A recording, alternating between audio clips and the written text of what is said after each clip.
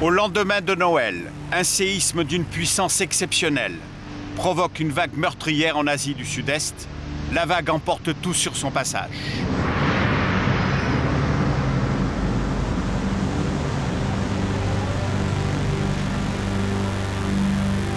Les Français découvrent la signification d'un mot qu'ils ne connaissent pas, tsunami. 220 000 victimes sont emportées en Indonésie, en Thaïlande, au Sri Lanka et jusque sur les côtes de l'Afrique. Ces images bouleversent le monde entier.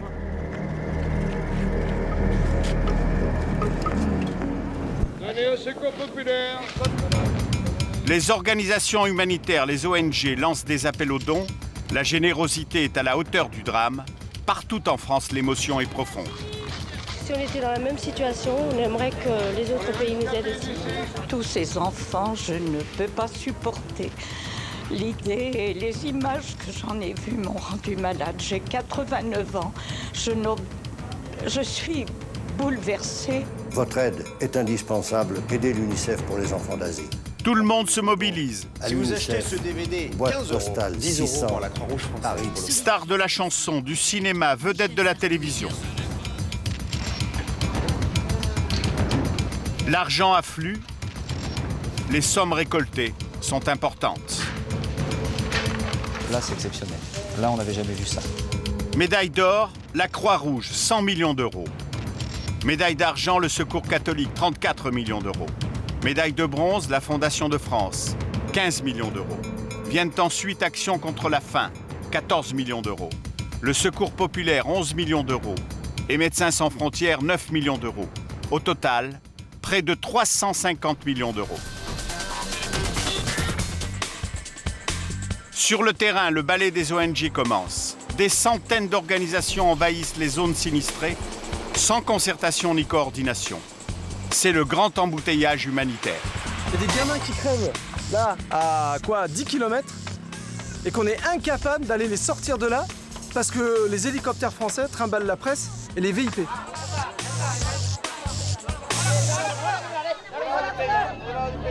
Six mois plus tard, ces mêmes organisations ont quasiment disparu, mais les populations sont toujours sinistrées. Où est passé l'argent des Français, je me demande. Plus que des Français, du monde entier. Aujourd'hui, rien n'a été reconstruit. Les victimes sont laissées à l'abandon dans des camps de fortune. On est exactement dans la même merde, sauf qu'on a quelques baraquements qui ont été construits. Les gens sont toujours dans la misère, les gens sont toujours en attente de pouvoir rentrer sur Kopipi, les gens, ils n'ont toujours aucune aide. Où sont donc passées les organisations humanitaires? Elles promettent toujours de reconstruire, mais plus tard. Vous allez aller expliquer sur place. Pas de problème, on va s'occuper de vous. Mais dans 3 ans. Vous allez dire ça à des gens qui dorment par terre, qui mangent dans des feuilles de journaux? Parce que c'est ça qu'on a constaté.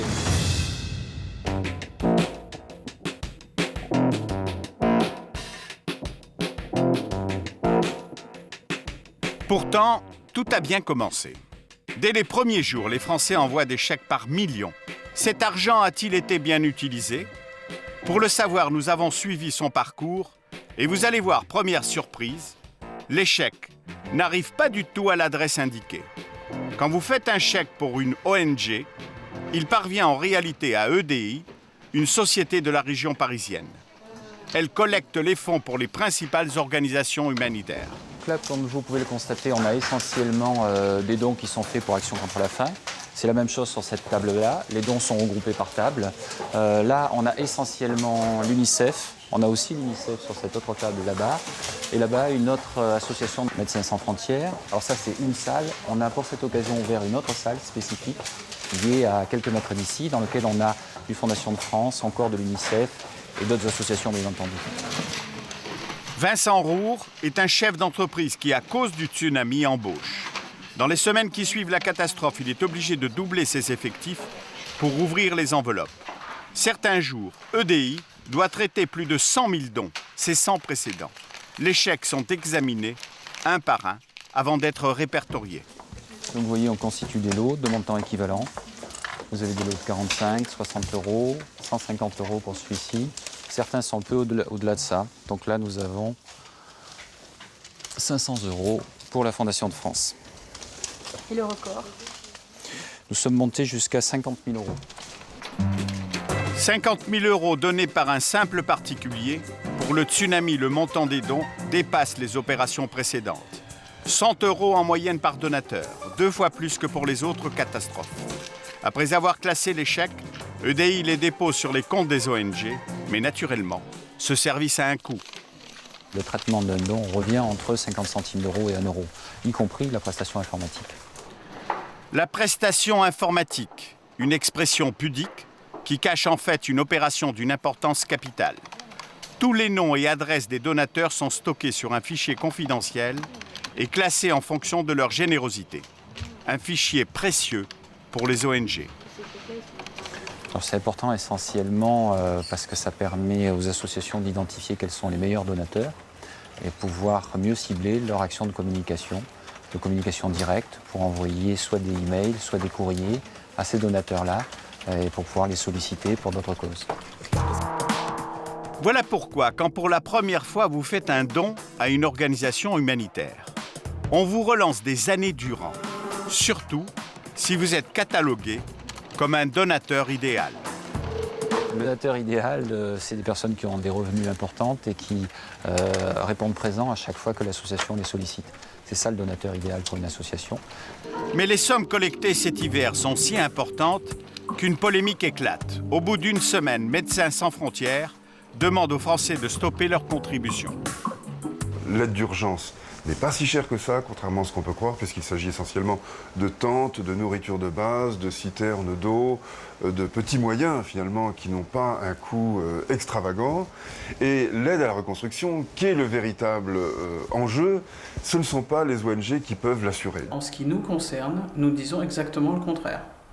Nous avons besoin de l'argent que nous avons collecté, nous avons besoin d'encore plus d'argent parce que nous savons que des projets de reconstruction et de réhabilitation, ça coûte tout de suite, mais ça coûte demain et ça coûte après-demain.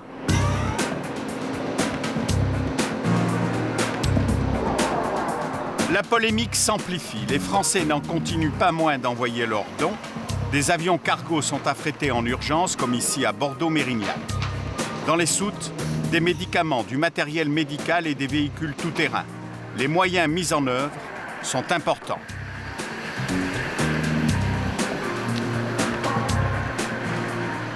Il faut compter à peu près 120 000 $ pour une liaison Mérignac-Médane en Indonésie. Voilà, celui-là, coût transport 145 000 €. Voilà. 145 000 €, c'est une somme, mais peu importe. Les Français sont rassurés, ils ont l'impression que leur argent est bien utilisé. En réalité, 7000 km plus loin, en Asie, c'est l'embouteillage. Comme ici, à Banda Aceh, en Indonésie. Dans les hangars de l'aéroport, vivres et matériel d'urgence s'accumulent. Les hommes aussi. On recense plus de 500 ONG sur le terrain, sans compter les militaires envoyés par les gouvernements du monde entier. Sur place, une seule devise, chacun pour soi. Pas la moindre coordination.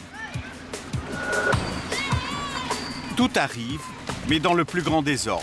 L'eau, la nourriture et même les vêtements, quand la température dépasse les 30 degrés.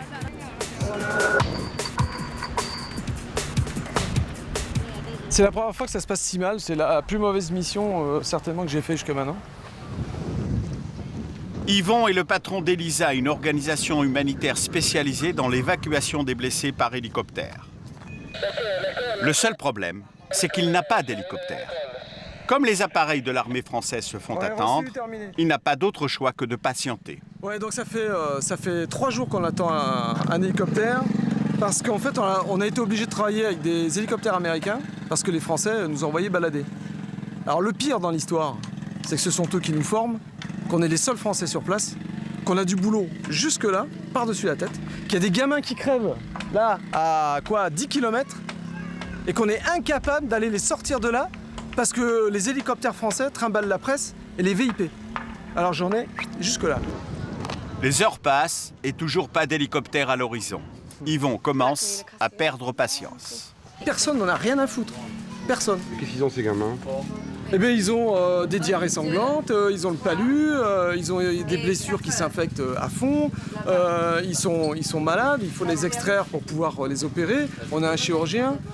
Les Allemands ont un hôpital de campagne avec un bloc opératoire. Ils attendent les blessés. Nous, on sait où ils sont, on peut aller les chercher. On n'a pas d'hélico pour y aller. Quelques dizaines de kilomètres plus loin, même pagaille pour ces pompiers professionnels du nord de la France. Ils ont créé leur petite ONG, le groupe de secours catastrophe français, et ils font de l'humanitaire en prenant sur leur jour de congé. Grâce aux dons récoltés et à une subvention du Conseil général du Pas-de-Calais, ils sont venus en Indonésie où ils brûlent du désir de se rendre utile. C'est lui qui parle anglais? On aimerait se rendre dans un camp de réfugiés, là où des gens ne voient pas de médecins. Il faudrait que vous alliez voir avec lui là. Alors il faut que vous alliez à Kanayo. Là, il y a un village sinistré. Va pour Kanayo, à l'intérieur des terres indonésiennes. Le bateau là? Il y a un bateau là. Ouais. Il y a un bateau qui est encastré dans la maison.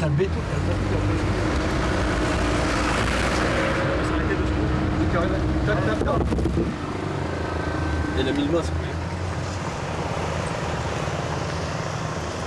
À Kanayo, c'est la désolation. Le village est détruit, les habitants toujours sous le choc ne déplorent aucun blessé. En réalité, les Français ont été précédés par d'autres secouristes qui ont pris en charge les victimes. Les Français aperçoivent alors une famille qui vit sur les ruines de sa maison. Ils se précipitent, mais là encore, pas de gros problèmes. Vous avez de la nourriture? Vous avez de l'eau? Oui, ça c'est pour le bébé. Les pompiers vont tout de même montrer leur savoir-faire. L'enfant est un peu marqué ici au niveau des yeux, donc ça c'est un signe de déshydratation chez les enfants. Donc c'est un enfant qui sait pas s'hydrater. Donc avec ça on lui met des sels minéraux qui aident l'eau à rester dans l'organisme. Un peu de sel contre la déshydratation, des masques contre la puanteur, une action humanitaire plutôt symbolique. Oh, goodbye. Thank you. Bon, moi, sur le plan psychologique, ils ont vu des gens venir. Ça joue aussi pas mal. Nos pompiers ne se découragent pas pour autant. Ils tentent leur chance quelques kilomètres plus loin, cette fois dans un camp de réfugiés.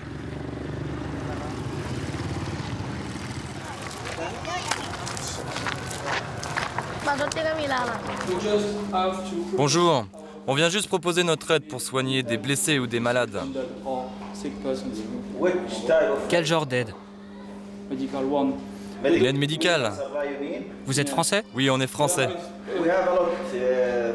Il y a 2 jours, on a donné 3 tonnes de médicaments et d'équipements à l'hôpital militaire. On a tout ce qu'il nous faut.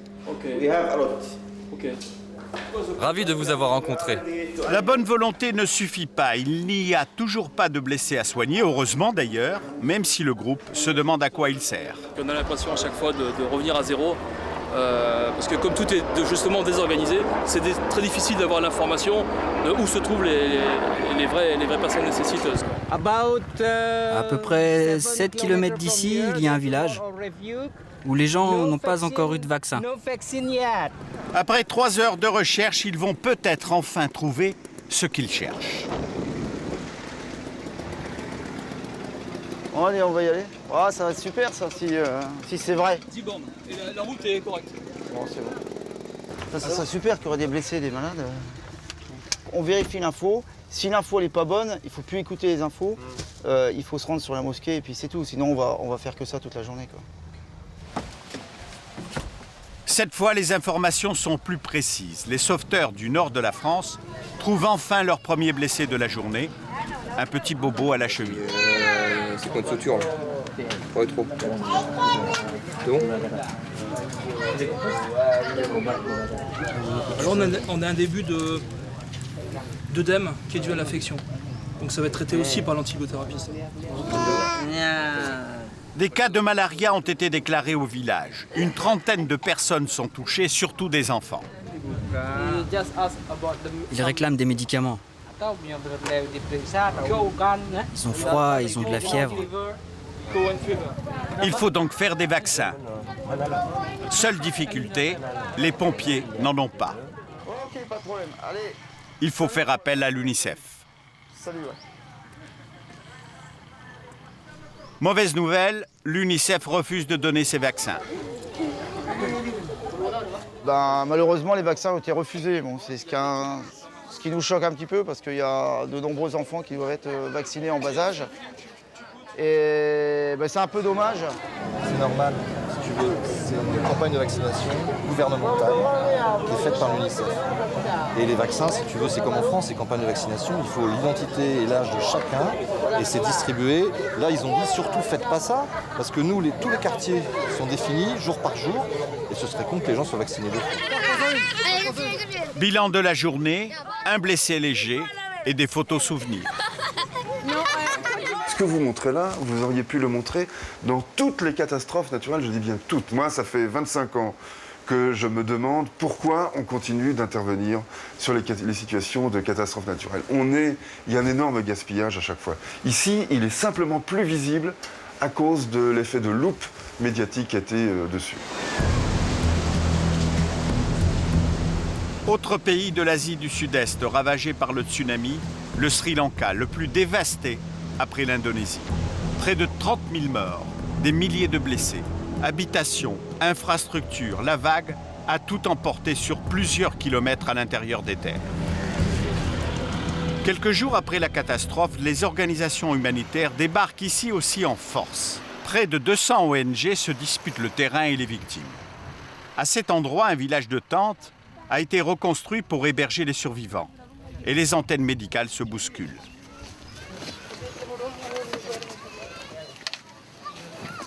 Pascal est logisticien pour Médecins sans frontières. Il est consterné par l'absurdité de la situation. On a constaté là où on avait essayé de monter une clinique parce que les gens étaient isolés par un pont cassé, que d'autres acteurs venaient pour faire exactement la même chose. Donc on avait 4 fois dans la journée une clinique mobile. Là aujourd'hui, dans ce camp-là, les Indiens arrivent. Hier, c'était des Pakistanais ou des Bangladeshis. Chacun fait des cliniques mobiles. C'est un peu syndrome Dr Knock. Hein, il y en a un qui arrive, il dit ça vous chatouille, l'autre ça vous gratouille. On a fait tourner la clinique 4 jours, on l'a fermée. À Colombo, la capitale, la présidente met en place une cellule de crise. Elle veut mettre de l'ordre dans l'organisation des secours. Avec les ONG, c'est mission impossible. Et le responsable anglais chargé de la coordination des secours admet avoir perdu le contrôle de la situation. Un des principaux problèmes que nous avons rencontrés après le tsunami, c'est que beaucoup d'ONG ont quitté tout de suite l'aéroport avec leur équipement sans nous dire où ils allaient. En fait, on a découvert qu'ils s'étaient dispersés un peu partout dans l'île et qu'ils s'étaient rendus dans des zones très isolées. Ceci sans se faire enregistrer et en jugeant tout seuls de l'aide qu'ils devaient apporter. Dans ce vaste capharnaüm et malgré la présence de milliers d'humanitaires, des victimes sont toujours laissées pour compte. Au bord de la route principale, un homme appelle au secours. Il était marchand de pierres précieuses. La vague a tout balayé, sa boutique et sa maison.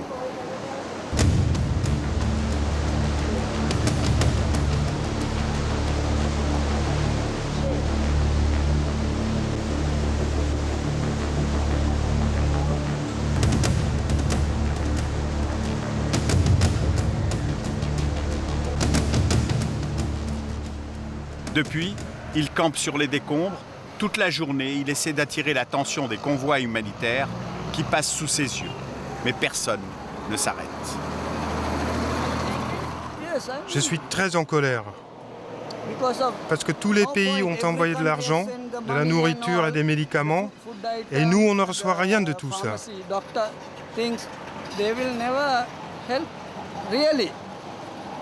Attendez, attendez, c'est tout ce qu'ils répètent. Mais combien de temps? 1 mois, 2 mois, 3 mois, 1 an? Ils peuvent rien dire. La Croix-Rouge est venue, ils ont apporté plein de matériel, mais ils sont partis loin. Ils ont donné de l'aide à des gens qui n'étaient pas des victimes de tsunami. De quoi avez-vous besoin aujourd'hui?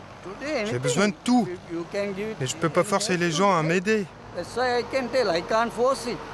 Et pourtant, ils voient bien ce qui est arrivé ici. J'ai vraiment besoin de tout.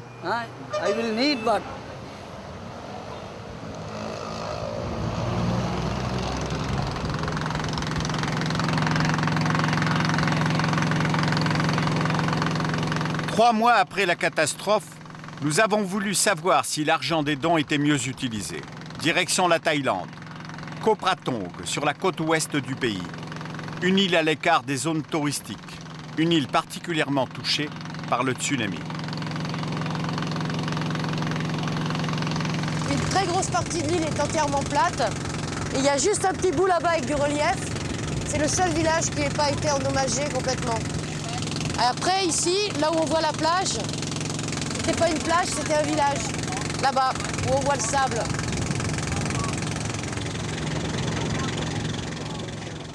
Claudine, bénévole du Secours populaire, est une ancienne prof de gymnastique. Elle vient régulièrement en Thaïlande depuis 5 ans. Ses ouailles l'ont surnommée Mama. Aujourd'hui, elle revient sur l'île avec un survivant, un pêcheur, qui habitait dans ce village rayé de la carte depuis le 26 décembre 2004. Tiens, bah, tu vois, regarde comment ça a creusé là. Là, tu as un bel exemple. Tu vois ? La première vague de 11 mètres est arrivée de par là, suivie de la seconde de 5 mètres qui faisait 8 tonnes au mètre carré. Elle est arrivée là, elle a tout couché sur son passage.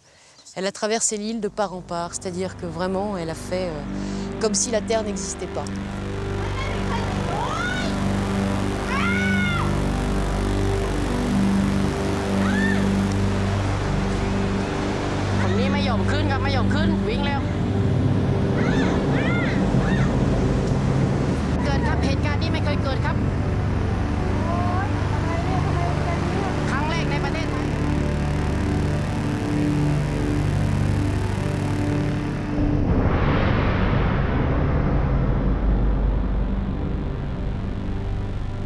Ici, partout, c'était un village. Et là-bas, l'autre partie du village, c'était le village de Padjok. 91 maisons, il n'y en a plus une seule debout. Il y avait une école, un dispensaire, il y avait une centrale solaire. Il n'y a absolument plus rien.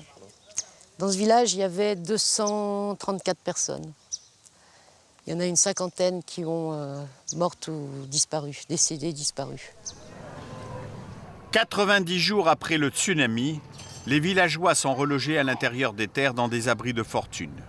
Des baraquements provisoires construits par l'armée thaïlandaise, où 1 millier de personnes s'entassent et dorment à même le sol.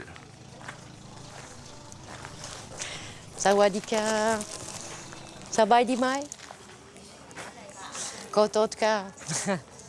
C'est un endroit absolument sans ombre, des conditions de vie très difficiles. L'après-midi, ils ne peuvent pas rester dans leur baraquement, c'est pas possible. C'est infernal. Il fait 70 degrés l'après-midi. Quand il a plu la semaine dernière, il y a eu 20 cm d'eau dans les campements. Il n'y a aucune intimité entre chaque baraquement et c'est en amiante. Les murs et le toit sont en amiante. Et de plus, dans 2 mois maintenant, il faut qu'ils partent d'ici. Voilà les conditions de vie de ces gens. Au détour des baraquements, nous cherchons la présence d'une organisation humanitaire. Pas la moindre trace. Dans ce village, les ONG ont disparu. Je suis toute seule là pour le moment, mais ça va, il y a une voiture, on peut charger.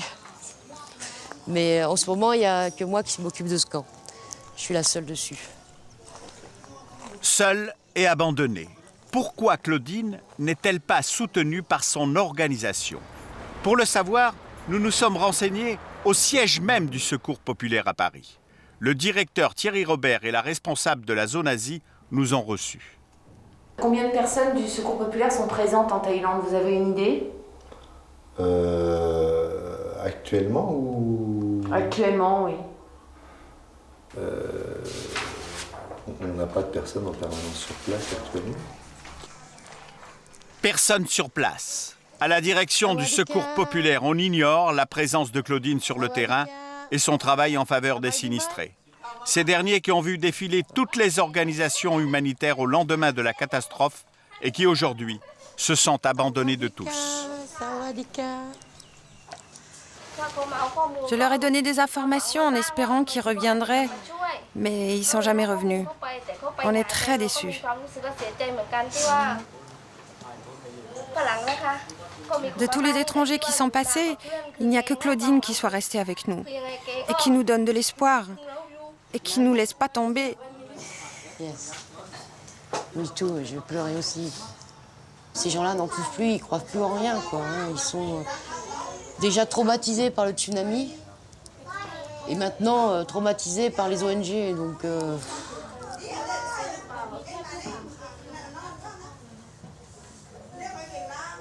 Kototka. Je me mets à leur place souvent et je me dis, mais est-ce que nous, on ne serait pas devenus fous dans une situation pareille? Est-ce qu'il n'y aurait pas plein de gens qui se seraient déjà suicidés? Est-ce que... Je sais pas. Parce qu'ils ont besoin d'aide psychologique aussi, ces gens-là, faut pas l'oublier. Ils ont vraiment un lourd passif derrière eux, quoi. C'est très dur ce qu'ils ont vécu. Pour aider ces villageois, Claudine dispose de moyens dérisoires. 4 000 € depuis 3 mois. Une somme qui certes lui a été versée, mais par le Secours populaire de l'Aveyron, sa région d'origine. En gros, par jour, ça te coûte combien ici? C'est variable. Ça peut aller entre 2 000, 3 000, 10 000 bahts. C'est-à-dire entre 40 € et 200 €. Le montant paraît ridicule comparé aux 11 millions d'euros récoltés par le Secours populaire. Mais Claudine ne perd pas espoir. Elle refuse d'abandonner son petit peuple.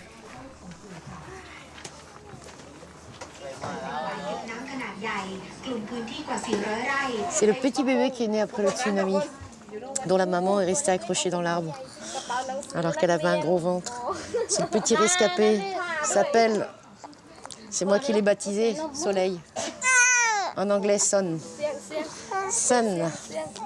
Sun. Parce que c'est le petit soleil. C'est la vie. Ah, mon bébé. Et ils m'ont demandé d'être sa grand-mère adoptive, j'ai accepté. Oh, Thibou. Oh oui. Ça, c'est un bel exemple de la vie qui continue.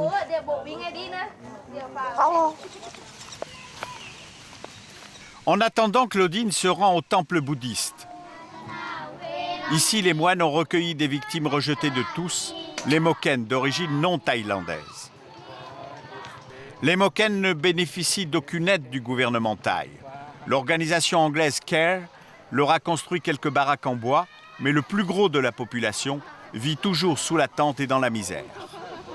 Je redemande encore où est passé l'argent des Français. Je le demande, plus que des Français, du monde entier. Où est cet argent? Normalement, avec tout l'argent récolté, 3 mois après, on ne devrait plus en être là. Où est l'argent? À Paris, nous avons posé la question aux responsables du Secours populaire. Tous les fonds qui ne sont pas dépensés aujourd'hui sont placés, évidemment dans le système bancaire, avec la plus grande sécurité, c'est-à-dire qu'on ne joue pas en bourse avec les fonds des donateurs. Placer de l'argent, c'est éviter qu'elle se déprécie, tout simplement. Il y a un taux d'inflation qui existe. Nous avons des placements, je ne suis pas un spécialiste de ces questions, mais je crois que c'est des SICAV monétaires qui doivent rapporter à peu près 2% l'an. C'est en gros éviter que l'inflation vienne rogner les sommes, puisque nous sommes engagés sur la durée, viennent rogner les sommes qui sont destinées aux personnes concernées. Voilà. Déplacement à 2%. L'argent que vous avez donné est en train de produire des intérêts dans une banque. La pratique est la même pour toutes les ONG. Sur les 350 millions d'euros perçus cet hiver, 30% seulement ont été dépensés. Le reste, c'est-à-dire 250 millions, a donc été placé à 2%. Bénéfice net, 5 millions d'euros par an, de quoi vivre confortablement pendant de longues années. Et quand on crie au scandale, les ONG demandent aux donateurs de prendre patience. Pourquoi il reste de l'argent? Pourquoi elle n'a pas été toute dépensée dans l'urgence? Tout simplement parce qu'on aurait pu tout dépenser dans l'urgence à faire des distributions. Et aujourd'hui, les gens n'auraient toujours pas de maison, les enfants n'auraient toujours pas d'école. Il n'y aurait toujours pas les moyens de production nécessaires dans tout ce qui a été détruit dans un certain nombre de régions sinistrées, et que les besoins prioritaires de la population sont là-dessus. Un argument qui ne tient pas pour Ronnie Broman. Lui considère que la reconstruction n'est pas la mission première des ONG. Qu'est-ce qu'on dirait si une partie de la ville de Nîmes ou de Lyon était détruite par des inondations et qu'une ONG coréenne, japonaise, américaine arrivait et dit « Vous inquiétez pas, je m'occupe de tout, je trace les rues, je fais les plans, j'établis les systèmes de canalisation. Ce serait une atteinte à la souveraineté. Et en plus, ce serait un gros problème pratique, car très vite, on verrait qu'il y a des problèmes de raccordement avec les autres, qu'il y a une espèce d'ensemble séparé qui ne peut pas exister longtemps. Donc non, ça n'est pas possible, ça. Mais sur place, toujours pas d'école, toujours pas de maison et des victimes qui continuent de souffrir.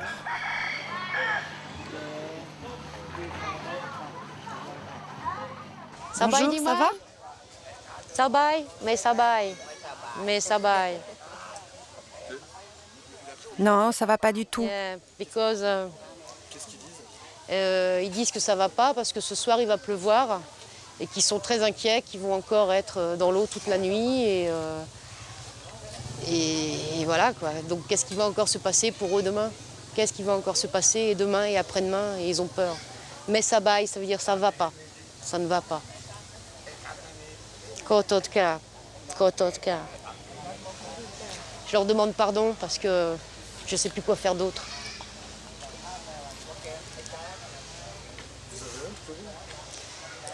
Honte, non, parce que moi, je fais quand même une action, je les aide autant que je peux, mais moi, je suis qu'un petit être humain, quoi.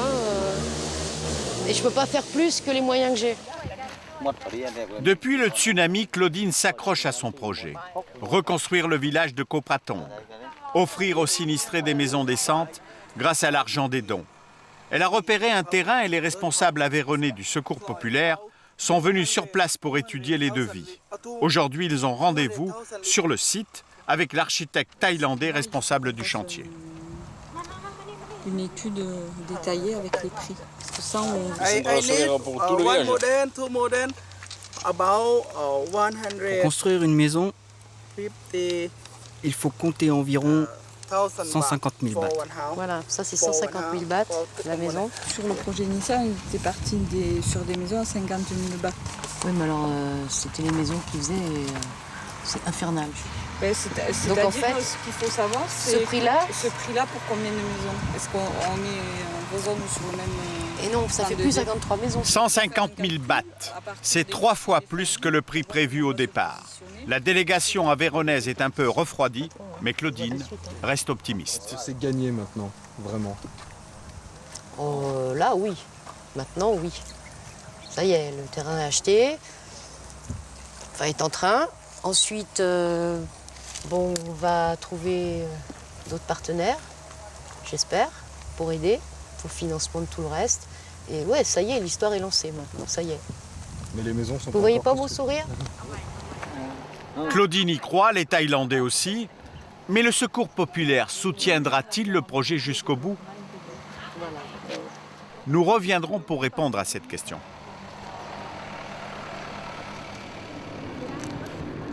Nous avons poursuivi notre enquête plus au sud, à Krabi. Nous y avons trouvé la même misère, les mêmes baraquements en amiante et toujours pas d'ONG.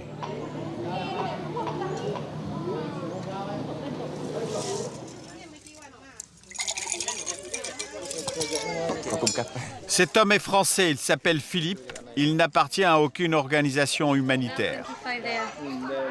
Pourtant, avec sa femme Carole, c'est lui qui fait vivre le village depuis 6 mois. Et ce matin, il revient du marché.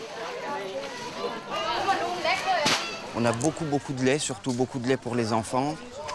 Des couches. On s'occupe beaucoup des enfants et on a pris un petit peu de nourriture, donc du riz, du piment, enfin tous les produits alimentaires de première urgence, quoi. De l'huile, du sucre, du café. Aujourd'hui, on a dû faire à peu près pour 70 000 bahts d'achat. Ça fait à peu près 1 400 €, quoi. 1 400 € d'achat. Les gens vont pouvoir tenir. Il y a du lait pour 83 enfants. Et dans une semaine, il faut recommencer. D'où vient l'argent? De petits particuliers français qui préfèrent faire confiance à des petites associations en leur remettant directement l'argent parce qu'ils savent que tout de suite on va pouvoir le redistribuer plutôt que l'argent soit dans des grosses compagnies bloquées sur des comptes à attendre. Ça fait 3 mois qu'on attend. Donc bon. Parmi les donateurs, c'est 2 femmes venues de Suisse. Elles ont collecté 1 700 € et elles sont venues vérifier que l'argent parvenait bien aux victimes. Les gens ont besoin de savoir où passe l'argent, quoi. Il y a eu tellement d'abus au niveau international, on entend parler de détournement. Bon, je ne sais pas ce qu'il en est concrètement, mais peu importe, c'est vrai que c'est bien de pouvoir voir concrètement comment ça se passe sur place et puis témoigner ensuite pour continuer.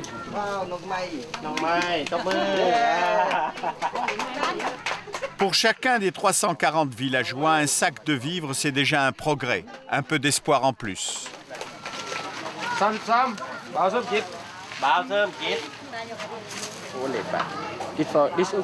Avec ça, nous avons de la nourriture pour une semaine.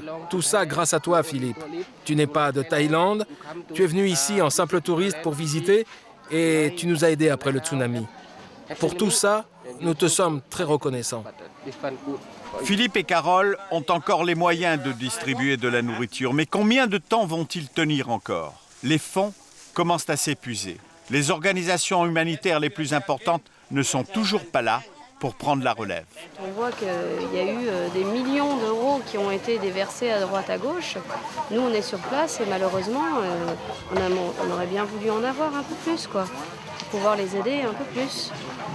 Ah là, on commence à être à sec. Hein. On commence à être à sec, pour de bon. Et c'est dommage.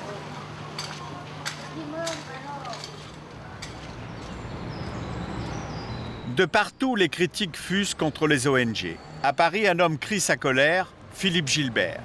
Il était au Sri Lanka quand la vague a frappé l'île. Il a survécu, mais il a perdu dans la catastrophe sa petite fille de 7 ans. 6 mois ont passé, ce jeune grand-père n'a rien oublié.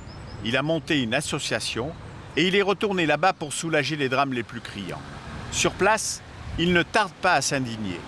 Vous allez aller expliquer sur place, à Tangal, à Hambantota, Ikaduwa, au Sri Lankais, que pas de problème, on va s'occuper de vous, mais dans 3 ans.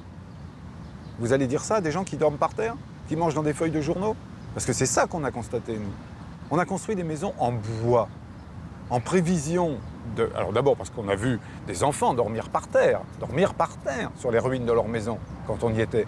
Mais en plus, je savais que dans 3 semaines, 1 mois, la mousson allait arriver. Et les ONG qui vous disent, dans 3 ans, on sera là. C'est un peu tard, ça, quand même. C'est un peu tard. Scandalisé, Philippe Gilbert se démène. Il écrit un livre, enchaîne les interviews à la radio et à la télévision pour exiger des ONG l'utilisation des millions collectés. Cet argent doit, le plus rapidement possible, retourner à sa mission première, c'est-à-dire aider les gens du Sri Lanka, de la Thaïlande, de l'Indonésie, de l'Inde, tous ces pays qui ont été touchés. Les gens qui ont donné pour cette raison-là. Je trouve inadmissible qu'on ait détourné cet argent. Et détourner n'est pas un mot un peu fort, hein? Je vous laisse le choix du mot qui pourrait traduire le fait que, alors qu'on a récolté, prenons l'exemple d'une ONG ayant récolté 100 millions d'euros, en ayant à ce jour, plusieurs mois après, dépensé 7 sur 100, et placé le reste en SICAV. J'appelle ça du détournement. Alors, attention, c'est un détournement, on va dire, évidemment, c'est un détournement honnête. Je veux dire, je ne remets pas en cause, moi d'ailleurs, l'honnêteté de l'ensemble de ces ONG. Je dis simplement qu'elles agissent bêtement. Voilà. Pourtant, en France, la loi est claire. Les dons du tsunami doivent être versés aux victimes du tsunami. Pour vérifier la juste affectation des dons, il existe une juridiction spéciale, la Cour des comptes. Mais vous allez voir que les contrôles ne sont pas toujours simples. On a des cas où il y a une complexité entre les filiales des sociétés écrans, des circuits de financement entre différentes institutions du même groupe, etc. Donc, quelquefois, on a un petit peu de mal à démêler. En un mot, le labyrinthe des ONG ne facilite pas les contrôles. Il est encore, bien sûr, trop tôt pour dire si la montagne d'euros du tsunami a accouché de détournement ou de malversation.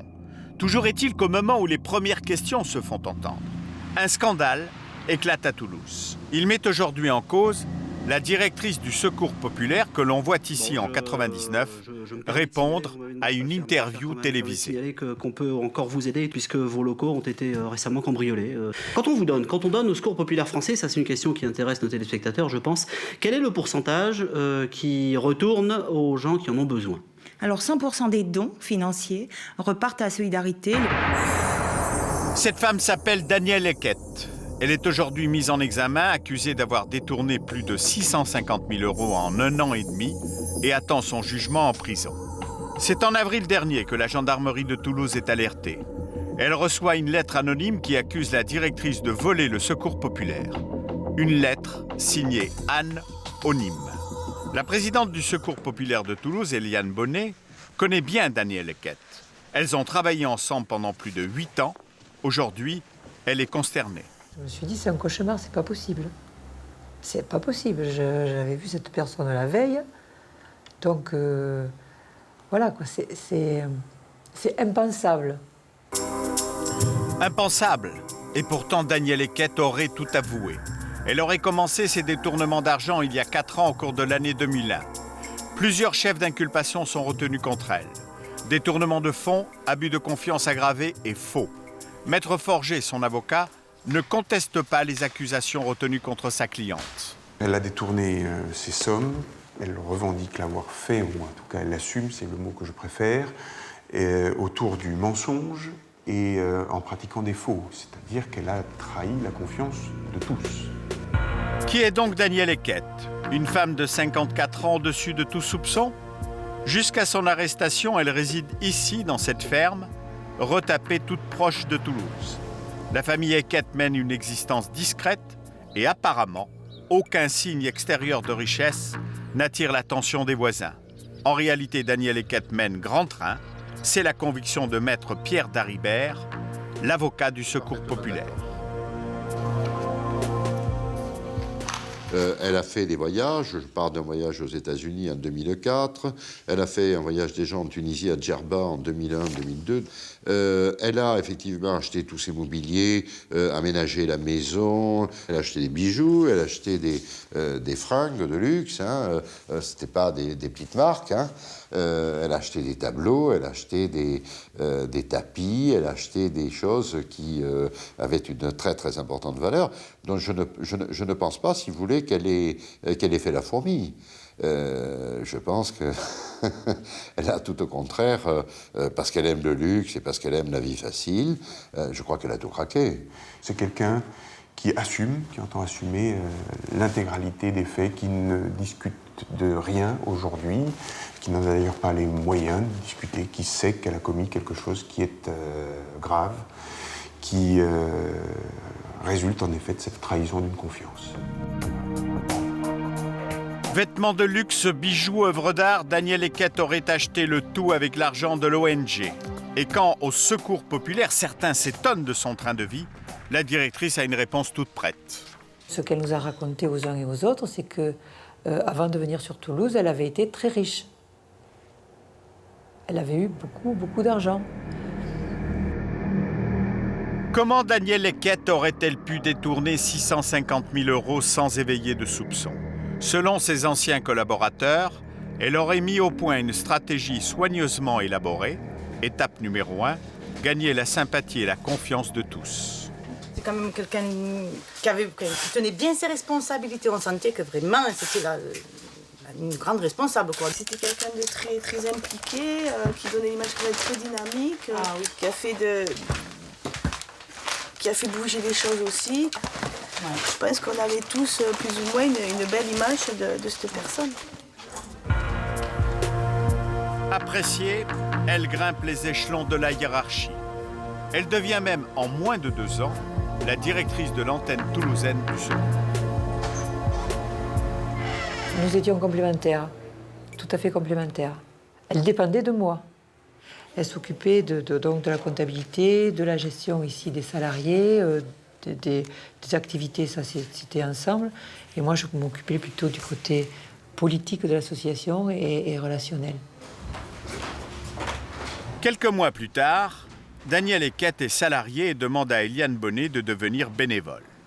C'est-à-dire qu'elle renonce à son salaire de directrice 1 800 € par mois, tout en continuant à faire le même travail gratuitement. Là encore, ses collègues ne se posent pas de questions. Ça vous a pas mis la puce à l'oreille? Eh bien non, parce que vu voilà, son envergure, nous on pensait que financièrement, elle avait préféré de laisser son salaire à la fédération plutôt que... C'est ce qu'elle avait dit. Elle a dit, bon, moi je préfère que ce soit quelqu'un d'autre qui soit employé à ma place. Ce qui était pour nous quelque chose... C'est bon. Vous comprenez mieux maintenant, quoi? Ah ben oui, je comprends maintenant. Qu'est-ce que vous avez compris? Oh, je sais pas. J'ai compris que c'était pour nous rouler. Moi, j'ai toujours dit, bon, c'est un escroc qui s'est introduit dans l'association. Elle aurait pu aller dans une autre association, mais elle est venue au secours. C'est ici, à la centrale de collectage, que Daniel Eckett aurait commencé à détourner de l'argent. C'est l'endroit où sont stockés les produits alimentaires récoltés ou achetés par le Secours populaire pour être redistribués aux démunis. C'est elle qui la dirige. Elle faisait des fausses factures. Chez elle, elle créait des fausses factures. Et puis aussi, elle créait de faux fournisseurs. Comme c'est elle qui gérait la centrale, il y a bien des gens qui y travaillent, mais bon. Elle aurait surfacturé certains produits de la centrale, un procédé qui lui aurait permis d'encaisser la différence. Certaines antennes locales se plaignent parfois de prix un peu trop élevés. Mais selon les employés, la directrice a toujours une réponse toute prête. Voilà. Quand on disait c'était cher, quand elle argumentait, elle, qui disait, écoutez, oui, c'est peut-être cher, mais il y a les locaux, il y a le fonctionnement, il y a le stockage. Bon, on en restait là. Bon, on disait, oui, mais il faut que ça fonctionne. Hein. Les enquêteurs ne sont pas au bout de leur surprise. Septembre 2001, l'usine chimique d'AZF explose à la périphérie de Toulouse.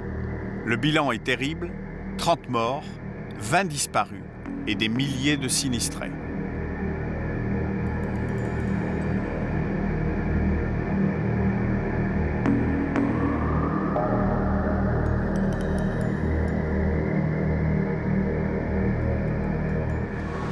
Dans la tragédie, certaines victimes ont tout perdu. Pour moi, c'est dur. Très dur. Mais pour elle, qu'est-ce que vous voulez faire?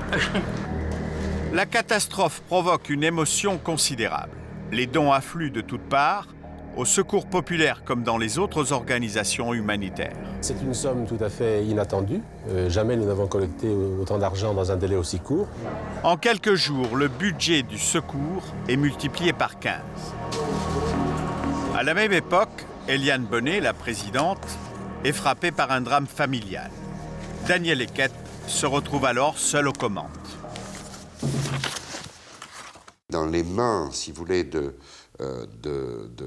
Mme Baglan, de Mme Eckett, a été effectivement de profiter de l'état de faiblesse de la secrétaire générale. Et ça, c'est aussi un aspect proprement scandaleux.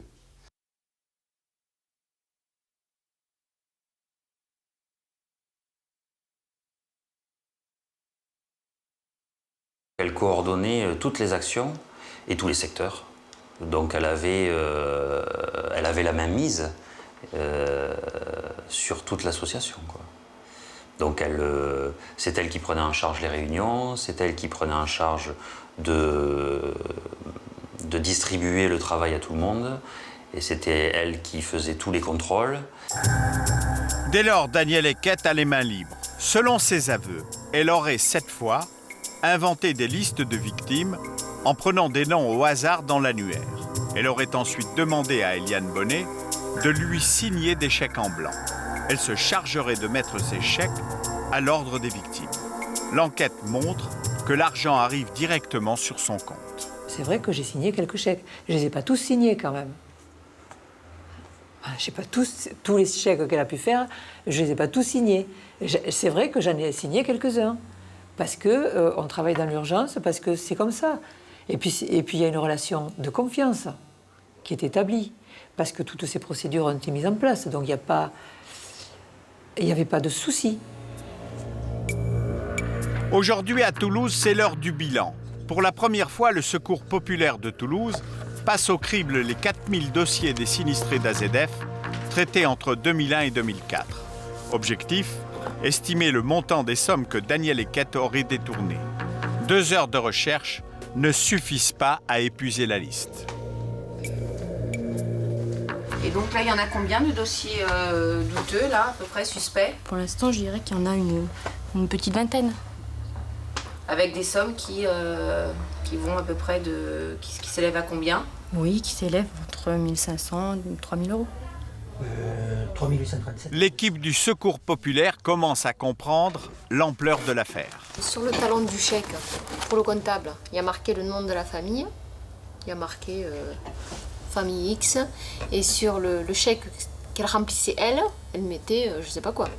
Elle le mettait à l'ordre de son fils ou à l'ordre d'un je sais pas, d'un magasin, si elle avait envie de s'acheter ce qu'elle avait envie.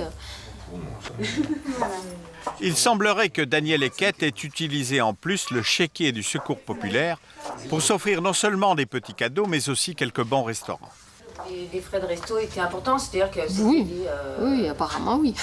Apparemment c'est de l'ordre de 3 000 euros, un truc comme ça. Donc, les frais de restaurant? Oui. C'est que le début.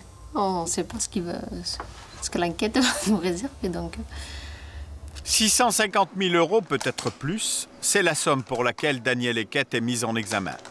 Comment une telle affaire a-t-elle pu échapper à tout contrôle? Le contrôle, il y en avait, et il y avait même, sur la demande de Mme Eckert, un commissaire aux comptes qui venait tous les ans, qui contrôlait très bien la fédération, qui a des rapports extrêmement clairs, et jamais il y a eu un doute sur quoi que ce soit à son niveau aussi.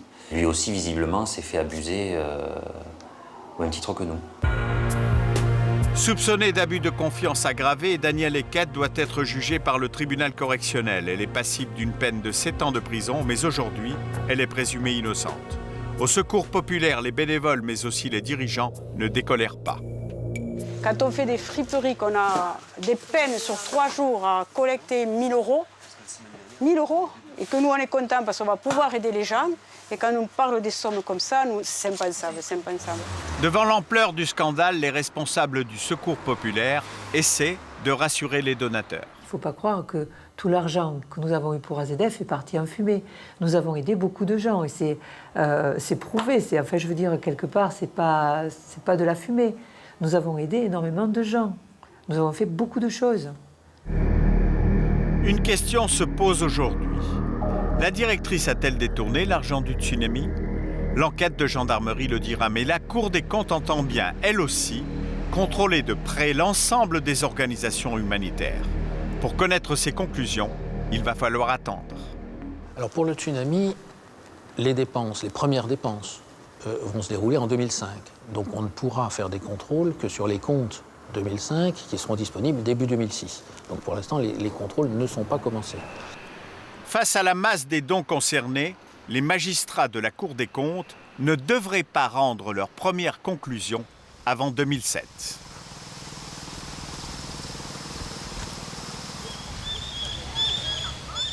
Six mois après le tsunami, retour en Thaïlande à Koh Pratong. Claudine, la bénévole du Secours populaire, n'a toujours pas abandonné ses villageois. Son petit-fils Sun a grandi. L'enfant du tsunami se porte bien, mais autour de lui, rien n'a changé. Les habitants vivent toujours dans leur baraquement en amiante, soi-disant provisoire. Les pluies diluviennes de la mousson ont rendu les conditions de vie encore plus précaires. Les toits ne sont pas étanches, donc il pleut à l'intérieur des cabanes. Voilà. Là sont les rigoles qui ont été creusées en urgence parce que sinon l'eau rentrait dans les baraques. Alors l'eau rentre par là, l'eau rentre par dedans. Là, il y a une épidémie incroyable en ce moment de malaria, de dengue.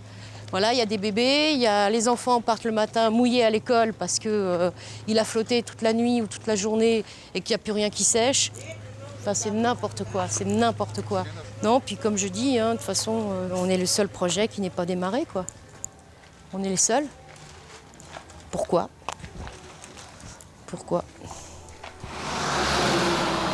Le projet de Claudine, c'était, je vous le rappelle, de construire un village pour reloger les habitants de Koh-Pratong.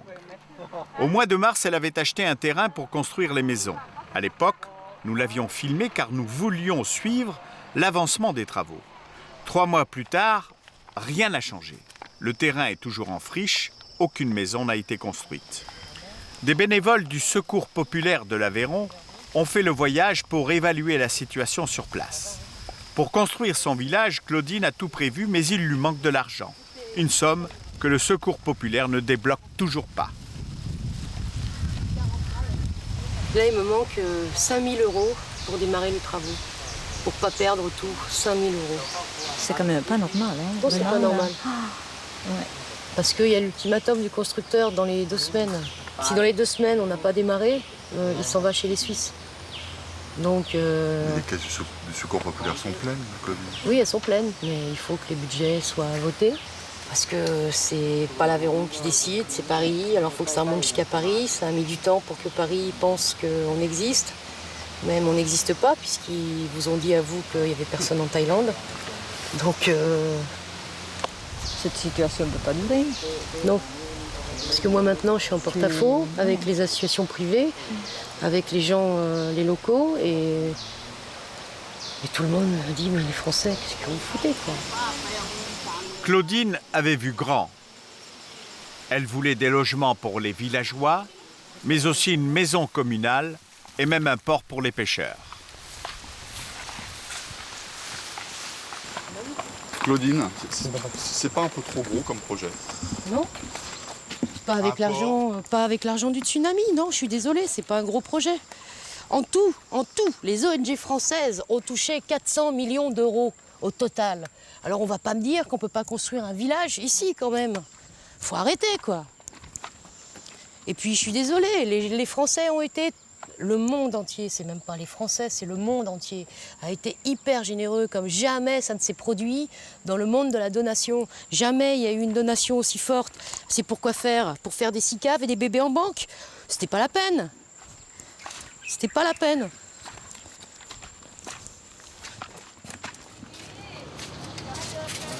Réunion de crise quelques heures plus tard avec le constructeur thaïlandais et le responsable d'une association privée allemande qui travaille avec Claudine sur son projet.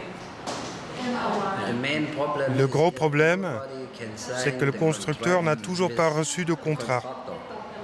Et sans ce contrat, il ne peut pas commencer les travaux parce qu'il n'y a pas de garantie de paiement. Et pour démarrer, nous avons besoin de ces garanties du côté français. Sans ça, nous devrons faire le projet seuls ou avec d'autres partenaires. Désolé pour le projet français, désolé pour ça. Mais les pêcheurs ne peuvent pas attendre 6 mois et ne rien voir au bout. Voilà le problème.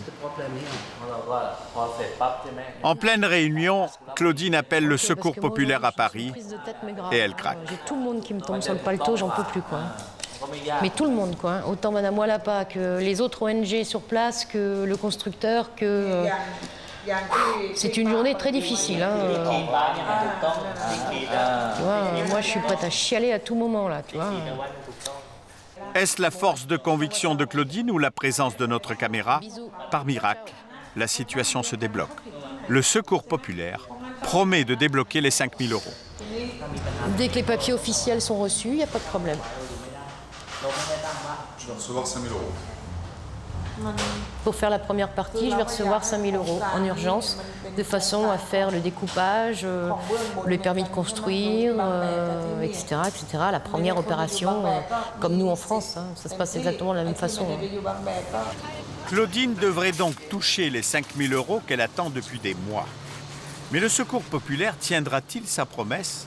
Nous le verrons dans quelques instants. En attendant, Gunther, son partenaire allemand, a déjà construit son village. Comme elle, il a démarré son projet au mois de février. Mais ses maisons sont quasiment terminées. On installe déjà au balcon les drapeaux des pays donateurs.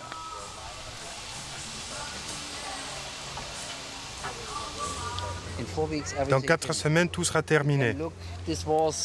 Là, vous pouvez voir dans quel état se trouvait l'endroit il y a 7 semaines. C'était comme cette forêt là-bas. Il n'y avait rien.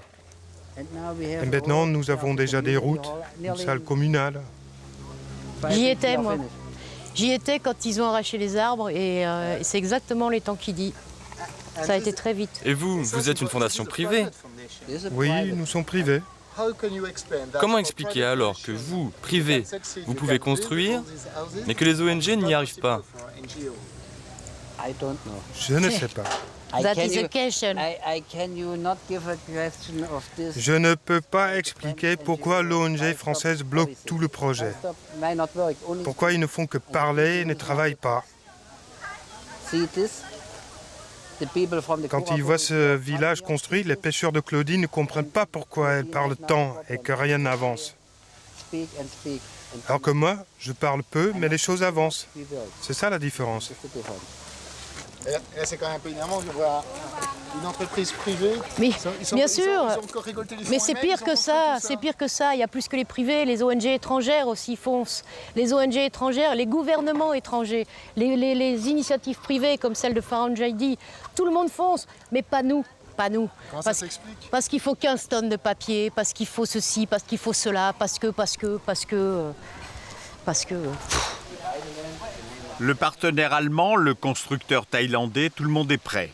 Claudine n'attend plus que l'argent de son association. Si Claudine obtient l'argent demain, vous pouvez démarrer tout de suite?